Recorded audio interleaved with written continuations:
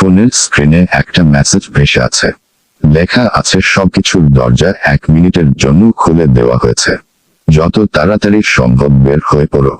তোমাকে দেখলেও কেউ কিছু বলবে না। মেসেজটা পড়ে তাড়াহুড়ো করে বের হয়ে গেলাম। কোনো রকম ট্রাকের কাছে যেতেই ট্রাকের ড্রাইভার আমাকে দেখে একটা হাসি দিয়ে বলল ভিতরে এক কোণায় গিয়ে লুকিয়ে পড়েন।